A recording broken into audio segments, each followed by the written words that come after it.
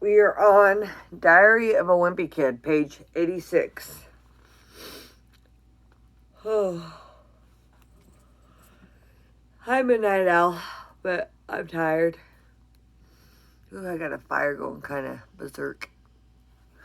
I'm gonna turn that off. Sorry, don't want to start a fire while I'm reading my book.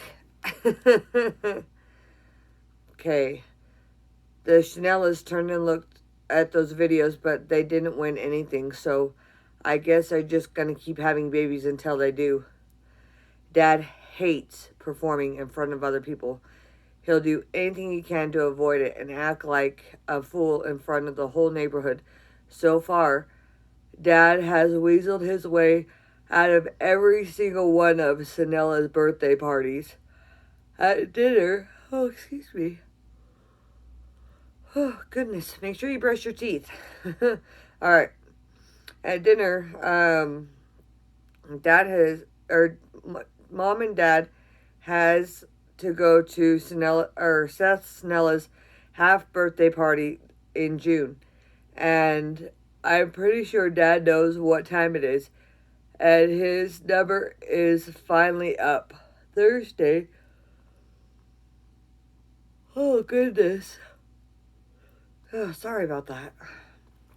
Okay. Thursday, everybody at school has been talking about the big Valentine's dance that is coming up next week.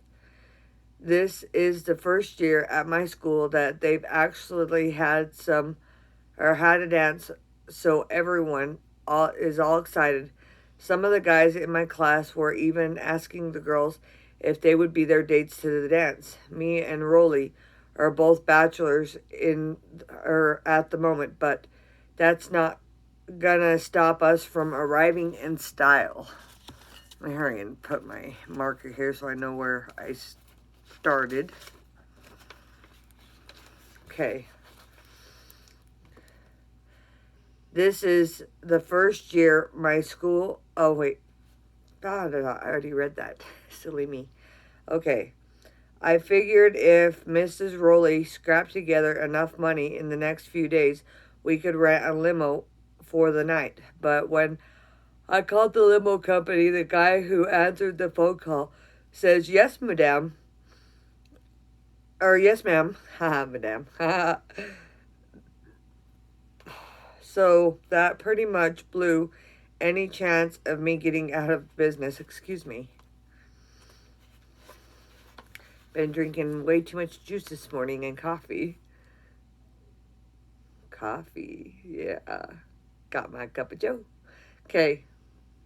Since the dance is next week, I realized I was gonna need something to wear. I'm kind of like in a pinch because of this. I already had worn most of the clothes I got for Christmas, and I'm almost out of all the clean stuff to wear. I went through my dirty clothes to see if there was something I could wear this a second time. Shake, shake, shake, shake, shake.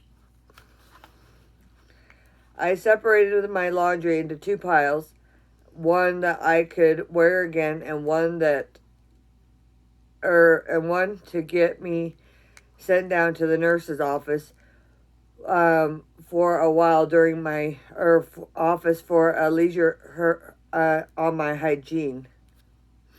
Sniff, sniff. Whew. Oop, that'll do it. I found a shirt in the pile that wasn't so bad. It had jelly stains on the left-hand side, so that at the dance, I just need to remember to keep holy heels on the right side of me.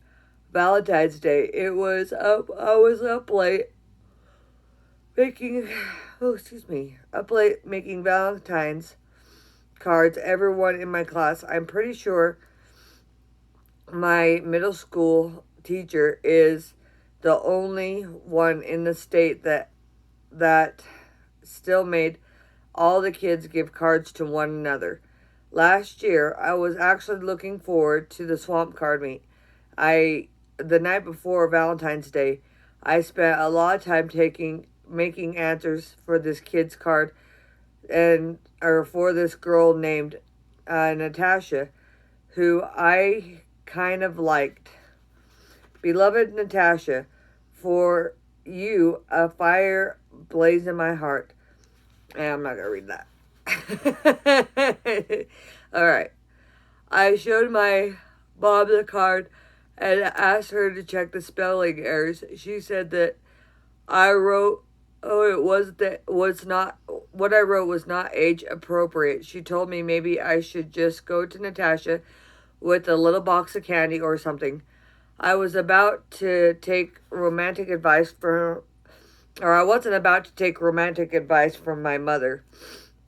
At school, everyone around the room I had put their Valentine's cards in one and another's boxes. I delivered my card to Natasha personally. I let her read it, and then I waited to see what she made for me. Natasha dug around in her box and pulled out a cheap store-bought card that was supposed to be for her friend Chantel, who was out sick that day. Then Natasha scribbled out her friend's name and put my name instead. I think you're far out. See? Ooh, little aliens. Aliens. Okay. Sorry. I can't help myself. Anyways, you could probably see why this hadn't been too enthusiastic about this card exchange. This year, last night, I came up with a great idea. I knew I had to make a card for everyone in the class, but instead of being all mushy and saying things that I really didn't mean, I told everyone exactly what I thought of them. Oh, great. Here's the little graphics. Okay. The trick was, I didn't actually sign my card. Dear James, you smell. What a rudo. A few of the kids complained about their cards with our teacher, Mrs. Reiser, and Reiser, and went around the room trying to figure out who sent them. I knew Miss Reiser would think that whoever did it didn't get a card for the culprit, but I was prepared for that because I made a card for myself too. Dear Greg, I hate your guts. After the card exchange came the Valentine's dance. The dance was originally supposed to be that night, but I guess they couldn't get enough parents to volunteer as chaperones, so they put the dance right in the smack middle of the school day. The teachers started rounding everyone up, sending them down the hall at the auditorium at 1 p.m. or 1 a.m. And, it was p.m. 1 p.m. Correct. Ooh, watch my candle. Oh, it's okay. All right. Anyone who didn't want to cough up the $2 for admission had to go down to Ray's room to the study hall. But it was pretty obvious that most of us in study hall were basically the same thing as detention. The rest of us filed to the gym and sat on the bleachers. I don't know why, but all of the boys sat in the gym and all the girls sat on the other side. Everyone inside the gym. The teachers started the music, but whoever picked out the song was seriously out of in touch with the kids who are listening these days. Do the hokey pokey and turn yourself around. Woo! For the 15 minutes or so, no one moved a muscle. Then Miss Phillips and the guidance counselor and the nurse pal walked into the middle of the gym and started dancing. I guess Miss Phillips and the nurse thought if they started dancing, all the kids would join the floor with them. They all really did this guarantee that everyone stayed in their seat. Finally, Mrs. Mancy and the principal grabbed the microphone and did an announcement. She said that everyone on the bleachers is required to come down to the floor and dance, and it would be a 20% off of physical ed grades.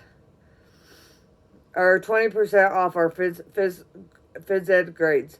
At this point, a couple of the other boys tried to sneak out the gym down to Mr. Ray's room, but were caught by some of the teachers who were in the exit. All right, we are going to stop right there. We started on page 84. We ended on page 96. And we'll get to this later. If you're new to my channel, thank you for joining. And if you've already subscribed to my channel, thank you very much.